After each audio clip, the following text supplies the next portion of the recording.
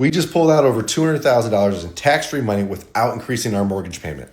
So I'm a real estate investor. In the last year, we did refinances and purchases that got two properties, one at 7.5% and one at 8.6% interest rates. And last year, the values are not where they were today. So what we have here is a real life example of two deals that we bought that really explains why you should only date the rate, not marry the rate. So let's talk about property number one. Property number one, when we bought it and refied it a year ago, we were at a higher interest rate because that's just what we had to do. The value came in at $500,000 though, and that was pretty good overall, kind of what we were targeting. But a year later, after the $500,000 refinance, we were like, hey, you know what? We might be able to pull off a 6.5 interest. Let's see what happens here. As we do that, we are able to pull it off. And guess what? We're able to pull out almost $80,000 in value. This was possible because the appraisal came in $150,000 higher than it did a year ago. Trust me, that's an appreciation no one saw coming. We were very happy about it, to say the least. Now, property number two is kind of unique. It was a 4-unit property. We added a lot of value. It took a lot of time and money to rehab this thing. But when we finished it up, I think the last refi on it was like maybe $650,000 or so.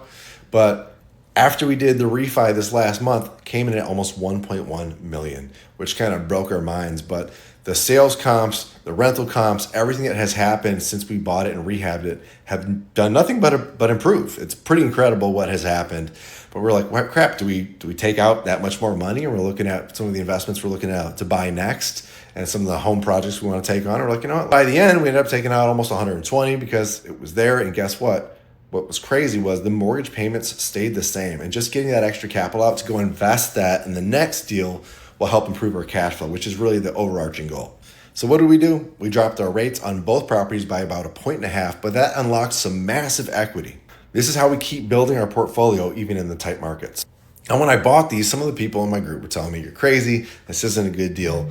But I knew that if I bought these and they were cash flowing as is, even with these high interest rates, even if it was a 10% interest rate, I'd be okay, because should rates go down, which I knew at some point they would, I'd be in an even better position. And sure enough, I am. And now with that extra equity unlocked, I'm back in play to continue to invest. That is a big, big deal. This is where a lot of people get stuck.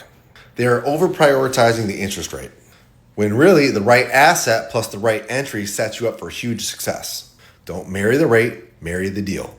If you've got capital, but you're waiting on the right deal, this is your green light.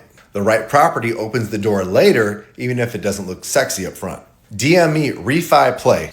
I'll tell you what I'm doing with that capital and what I'm buying next. Lastly, if you're looking to join a community that will actually give you real information and answer all of your questions without breaking the bank, let me know.